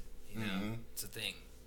Yeah, it really is. So that's why I chose it to be VR Game of the Year, because it's just making that sudden now impact. No, for sure. I think it deserves it. Yeah. Honorable and mention, it's on all platforms. That's the other thing too. Whereas Astrobot's locked to the PlayStation, which is the most widespread headset right now. There's still plenty of Vives and Rifts that it can't be on. You know. Yeah. Unfortunately, but I mean, what you gonna do? I mean, honorable shout out to Wipeout though. You know, true. Good old and Wipeout. it's so hard for me not to say that was. Oh man. Yeah. And because it's a game I'm already so familiar with, but I don't know if I played a game that's more fun, moment to moment, than Wipeout VR of any kind this year. It's hard to say. It's hard to say. Nuts, man. I played it and it's good. It's very good. Yeah, it's fun. Racing games are hit or miss for me, but Wipeout has that appeal. You know, like you hop in and like it's just frantic and like super fast paced and just. A lot of fun. Yeah. Dude, Fast RMX, really one-to-one, too. Yeah. Little place with the flat screen experience. Little off topic of that. Fast RMX, you let me try out before we got started. Whoa, that's fun. That's a fun-ass game. But yeah, no, I mean, I got my headset pretty recently. I'm just playing catch-up right now, so all the games I own are like 2017 or earlier. But, I mean, the 3 games that I played this year in VR that did come out this year are that, Wipeout, Astrobot, and Beat Saber, and I think... My winner's Astrobot, just because it's like, I love Mario games. I'm a sucker for that stuff, and that's just, more along the lines of what I like in Beat Saber. I love the rhythm games. I love Guitar Hero. I'm going to get Beat Saber also. But, Astrobot looks so much fun. The music it was just so much fun, and it was so enjoyable. It's like, as far as those platformer ones go, it's going to be Moss, Astrobot, and then Lucky's Tale. I'm putting Lucky's Tale on the back burner for those in comparison. It's a good game, but it's not going to be those. It doesn't look like it has it just doesn't look like it has the charm of those other ones. So, yeah. It took me a year to get all the way through it. It's like a snack, Like, we can play a level real quick. Yeah. Cool, I'm done. Right. Yeah. But that was cool. I appreciate it. Thanks, guys. No, for sure. So, it looks like we only have, 2 categories left? Well, hey, slow down. We've got a very important game I need to mention for VR Game of the Year. Oh, yes, of course. It's very important to me. Slow down. Let's take a step back. It's been the subject of many a podcast. You guys have been hearing me talk about this game all year. I have to pee so bad. I've been talking about Skyrim VR. Skyrim VR. Pretty much every podcast I talk about Scram in some form or fashion. I play Skyrim VR all the time. I mean, I've since April. It came out April 2nd or April 3rd. I don't know. I've only got about 200 hours in. Only yeah. I got my feet dipped in there. Like the water's warm. Man, I just can't even explain how much of a gift this feels like. Like having Skyrim in VR in my life. In your life. With the mods and with the voice commands and just with the whole shebang. Like it's the game I never knew I would ever have, and it delivers, man. And it's gonna be there forever. And the Skyrim modding community is in it, and it's growing. And dude, the shit that's happening is just crazy with the mods. They're just coming out with more and more updates. When I told you guys about the mod where you can draw symbols, cast spells and stuff. Yeah. Oh, like Witcher style. Yeah, this guy he came up with a new had a new update with it where you got slots for different spells and stuff. So you can I don't know, man. It's just growing. It's not stopping. It's not slowing down. We've got more and more tools, and it's just the game is incredible. It's gonna go forever. So I don't know, and I'm just not even. I haven't even finished all the DLCs yet. Well, you're never gonna be finished. Yeah, I'm never gonna beat the game. Yeah, you can't beat the game. It's like that in Elite forever. are going to be active in your library, man. Well, and Elite is also my other top VR game, which I've been playing forever as well since I got VR. And it's, man, dude, they've just done so much good stuff this year. Yes. And I love it. And got it for Zach. I got it for Zach for Christmas. I got it for my brother for Christmas. I'm getting everybody in the VR game. Yeah. You get a spaceship. Yeah. You get a spaceship. So, now we gotta go to war. Yeah. Now we gotta go fight the Thargoids, guys. We need to kill some fucking bugs, okay? Oh, jeez. It's real. Those real poor bugs. Yes. Yeah, but that's the end of my rant on Skyrim. I mean, you'll hear more. We'll talk about it again. Yeah. Oh yeah, we have plenty of We'll be back on the Skyrim related network. Scrim. Oh shit, that's hilarious. Yeah. Oh, shit. Are we down to the big one? I guess so. Well, there was the games we didn't play this year. Before we move on to our big game of the year. Good call. There's a lot of stuff, and let me just get this out of the way. God of War and Spider-Man. I don't have a PlayStation. That's it. I haven't played those two games. I want to play them. Yeah. I'll play them when I get a PlayStation 4 and maybe in the near future. Or if I borrow. You have a Switch and a PlayStation 4, so I'm like, who is this guy? Yeah. Who is this guy? I got a Switch now. I got a Switch, which is news. Which is news for the very podcast. big Very big news. Wonderful We didn't even talk about news. that yet. I got a Switch now. Yeah. So that's cool. But you know, I'm pretty much just on PC otherwise. But I got the Switch and the PC, so eventually I'll get to the PS4, get to those guys. Yes. I got a lot of stuff to play though. Lots more Scrim Scram Skyrim. Scrim. You gonna get Scrim on the Switch? No, I'm not. I'm thinking about it It's because mobile. it's like I'm never gonna not play Skyrim in VR now. That's just the thing. Like I thought about it. Like, do I want to play in flat screen? Nope. Solid. Nope. Yeah. It's like I know what's happening in VR. That is a negative, sir. Yeah, it's all I not need. Happening. Yeah. Oh, you can't beat it. You can't. I'm not gonna play like Elite in pancake mode anymore. You know, it's like pancake mode. Yeah. Oh, unless man. you got like the 3 panels and it feels like you're in a ship. Even still, even if I had track IR and like 3 4K panels, like, dude, I don't give a fuck. I'm like in VR and like I want to like.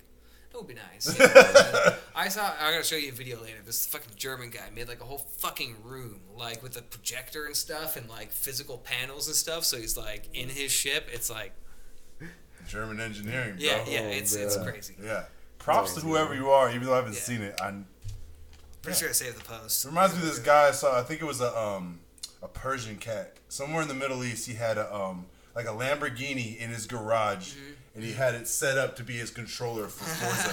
That's amazing. And he had a projector on the wall, so it was like he's driving his own car in the game. I was like, that's king shit right there. Yeah. Probably is the king of some country. I don't know. Mm-hmm. Some games we wish we played. Yeah. We did already go over a lot of them as far as my list goes. We touched on them. Yeah. I mean, Moss, Dead Cells. Those are the big ones, actually. I have a bunch of other ones that we did not talk about at all. Soul Calibur 6. Oh, yeah. Mm-hmm. Pokemon Let's Go Pikachu and Eevee. But, I mean, like, you know, I wasn't going to pay full price for a remake of Pokemon Yellow. Gris, or Gree, I don't know how you pronounce that, but it's a very artsy-looking indie game by Devolver Digital. That's on the Switch. That's one that looks interesting. Into the Breach. That was a big indie game. That was like a strategy kind of tactics sort of indie game, I guess I want to say. Looks really cool. Looks pretty fun. Shadow of the Tomb Raider and Far Cry 5. Yeah. I share that Shadow of the Tomb Raider with you. I like the reboot the Tomb Raider series a lot. Yeah. The first 2 games were awesome. They had a nice progress to them. I'm really curious to see where that trilogy goes, especially because this is now when she is embodies the Tomb Raider persona. Yeah. You know, she's not freaking out and throwing up from her first kill anymore. She's ready. Yeah. Also, Assassin's Creed Odyssey. Another one that's on my list. Another one too. Yeah. Those are all honorable mentions that should have been. I've been seeing that get RPG of the year with a lot of people. Yeah. I'm curious. I mean, I just feel like. I mean, for me, it's Monster Hunter. It's gotta be. Yeah. That was on their list, but I mean, I'm over here like, is that good of an RPG? Because I played Origins, and I was like, the RPG was cool, but it wasn't like RPG. You know, like you had skills and like weapons and armor and stuff, but like it wasn't like as in depth as like. Yeah. But I'm hearing Odyssey took that formula, like really ramped up the RPG element. So I'm curious to see what other like systems and stuff are in there, you know? Yeah. Because if it's winning over certain games that have come out this year, I'm like, that is, wow. Curious. I mean, it's so subjective, you know, but to be considered that high is saying something. It is, yeah. So ones that we had difference on, Shadow of the Colossus remake. I really want to play that. It looks really good. Detroit Become Human. I want to play that too. I want to see what the narratives are on that. I don't mind that it's not as interactive. Sure. It just looks like some really interesting stories, and I'm especially the day and age we're in, that whole AI robot kind of gray area that's starting to actually manifest into the world. It's like we're gonna have to ask ourselves some real serious questions, and we're gonna be in some weird scenarios. Like, how do you respect that? Watch Star Trek Next Generation a lot. That's all you need to know. They answer all those questions. Okay. I'm just saying. I watch a lot of Star Trek these days, and it's got a lot of answers to difficult questions, or at least posits, potential answers. Word. I feel like this game might be something like that, absolutely. like a form of media where you're gonna be put in some thought positions that you never consider. You're like, oh shit, what do I actually think? I'm all about that, man. Get out of your comfort zone. Even if it's on your couch in front of a game, get out of your comfort zone. You know. Right. Tetris Effect. That looks dope. That looks awesome, actually. Yeah. I mean, I like Tetris for what it is, but you add like psychedelic images and dope music to that shit, I'm all about it. Word. I'll be on that all day. I think that's Red Dead 2. I didn't play that. Still waiting for that PC and speculation on this VR stuff. I'm kind of freaking out internally. Yeah. But I'm surprised I've been able to hold out. Just quell the emotions. Just suppress it. Yeah. The Switch helps. Yeah. The Switch definitely helps. Oh, yeah. Because when it comes out for PC, it'll be that much better. Yes, it will. Fresh. And we're going to be raiding some trains, brother. Maybe it'll be in VR, too. Who knows? Based on certain leaks that may or may not be confirmed. I kind of hope it's not, though. I don't want to start chasing trains in real life. Like, out of instinct. Yeah, you know what I'm saying? Yeah. Oh, wait. This isn't that side of reality. Right. Yeah. If it's any consolation, just seeing a train in Red Dead and robbing it is not as rewarding as you'd hope it to be. Sorry for that spoiler. No, dude. You don't know how I feel about that. Well, I don't, and you're right. You can get some fun out of that. But yeah. Right, so I think we're to the big boy. We're at the end. We're at the end, you got GOTY. Yeah. So I guess for this, I mean, like we each have, I think, a game of the year, but we've got some tiers and honorable mentions. But I'm just gonna start it off. Game of the year, Skyrim VR. I mean, there's been a bunch of new shit. You knew this was coming. You guys knew this was coming. I'm so happy it did, though. It's like, that's it. That's all I ever needed. That's all I've talked about, like, ever this last year. Like, every week it's like, hey, guys, so I've been playing Skyrim again, in VR, and it's like... Every Saturday night, I got up on some more Skyrim. It's like, dude, they got a new mod. You got new mods. I'm talking to these characters now, son. Dude, it doesn't get old, man. I mean, it's great. Yeah. And there's so much stuff out there, but I'm easy to please. Yeah. All it takes is Skyrim VR. Yeah. And then Kingdom Come is number 2. Yeah. Okay. For like a new game of this year, Kingdom Come. Talked about it a lot already tonight, but there you go. Word there up. You go. That's me. That's word. And I'm Say done. you, sir. Kingdom Come and Skyrim. You go ahead. I got a big old list. So I've got a list of 6 that are nominated. One I didn't even play. I just put Red Dead because of the impact and what I'm hearing from people. Like, that game just looks like one of the all-time greats. Spider-Man. We talked about the graphics of it earlier, but we did not talk about how incredible a game it is. Just overall, man. And also the fact that it's being looked at as the kickoff for the Marvel connected video games universe. Like, imagine an Iron Man game of that caliber, or a Thor game, an Incredible Hulk game, Avengers, whatever. And you've got Marvel Ultimate Alliance coming, but who knows, man? Who knows what the reach of this thing's gonna be? I mean, I'd play the shit out of a really good Captain America game. Hell yeah. A Black Panther game? Black Panther game? Oh my god. Are you kidding me? With vibranium weapons? Get out of here, bro. Get out of here. Oh man. So that game, Spider-Man was lit, dude. And not only that, that was That's my favorite Spider-Man story outside of a comic book that I've ever experienced. You still haven't seen Spider-Verse, though. I'll say that much. True. Very fair. Very fair. I have not seen that, and it looks dope. Yeah. So that caveat being considered, it's my favorite story. Good stuff. Beat Saber I put in there for the reasons I mentioned earlier. Monster Hunter World I considered for Game of the Year as well because of its impact. But it really came down to Smash and God of War for me. Mm-hmm. And for the reason I said earlier about I just couldn't stop thinking about God of War when I was playing it. I had it was like a problem until I finished it. You know what I mean? I was at work talking about tables and all because boy, I almost called people boy, what do you want to order? Like, you know, and it was just order. My favorite experience. It grabbed me harder than any game did this year.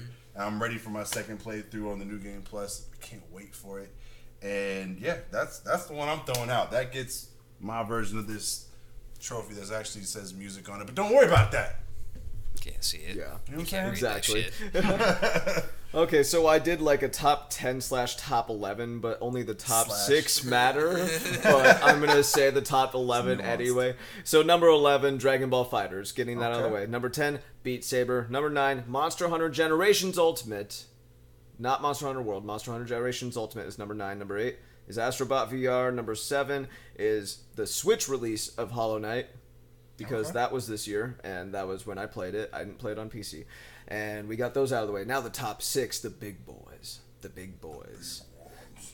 The top 6 all had a really, personal, just wonderful effect on me this year. These were highlights of my year. These were the cream of the crop, And these were the exact... And these were the exact 6, well, I say that, but exact 5 or so nominees that they had for the video game awards outside of Assassin's Creed, because that's not on here, because I didn't play Odyssey, because we already established that. Number 6 is Spider-Man. Number 5 was Celeste. Number 4, Red Dead Redemption 2. 3, God of War. 2, Monster Hunter World. Number 1 is Super Smash Brothers Ultimate. Hey! Of course, I love Smash Bros. All good stuff, though. Seriously, the top 6, though, Spider-Man, that was the game that I binged my first week without cigarettes. That was a big thing for me. Celeste was a just really surprisingly good way to start off this year. This has been a wonderful year for me, and Celeste was like the first awesome thing to happen to me this year. Red Dead, just good stuff right there. Really good story. Really good. Really good. I like a Western. I like good Westerns. God of War was great. Between God of War and Red Dead, that was what I thought was going to be hard. And at first I thought it was going to be Red Dead, and then I played through Red Dead, and as great as it was, I kind of realized it's like, well, God of War didn't have any microtransactions, and well, God of War wasn't just another God of War. It was like the evolution of the series, whereas Red Dead was just another Rockstar game. And, it's like they... just did a lot of things that they had not done, and the stakes were higher, and they risked more with God of War, and it paid off more. I mean, Red Dead made more money, obviously, but it's because you don't fix what ain't broke. They've always made money off these games. So no surprises there, but God of War really stuck it out. And Monster Hunter I played 250 hours of, so that was a lot of Monster Hunter to be played. And Smash Bros. Has only been out for a couple weeks, and I've already put in 90 hours. Monster Hunter has been out since January. I've put in at least 500-600 hours in every single Super Smash Bros. And I plan on keeping that trend alive. Oh yeah. So my game of the year, Super Smash Bros. Ultimate. Good stuff. Thank you, Sakurai. Finish those DLC characters, then you can take a nap. Well said. A well-deserved nap. Well-deserved nap. That was poetic. That was beautiful. That's awesome. Speaking of beautiful and emotional, I gotta say this on Spider-Man, even though it didn't win, probably the most emotional moment as far as the end of the story. I don't want to have any spoilers for anyone. I think you know what I'm talking about. I know what you're talking about.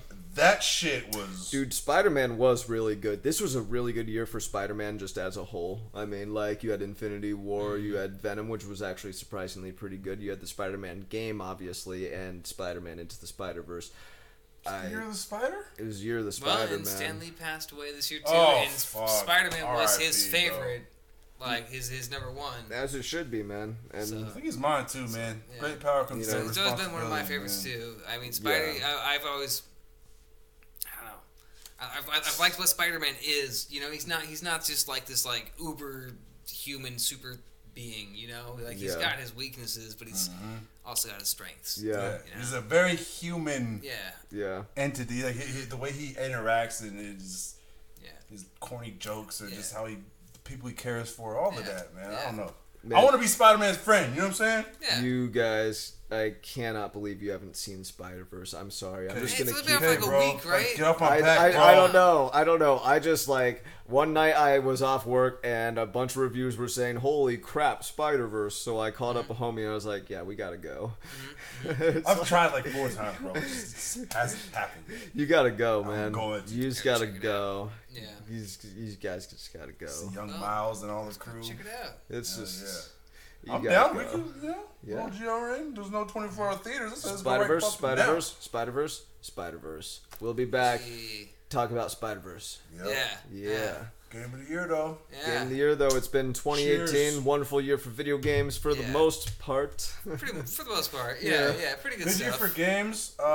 Been a year of kind of seeing what the intentions of the people who are in charge of the business side are, too, you know? Yeah. Oh, yeah. We're in the middle of a narrative with that one, though. I think 2019 is going to have a lot more developments on that front. It kind of feels like the theme might be...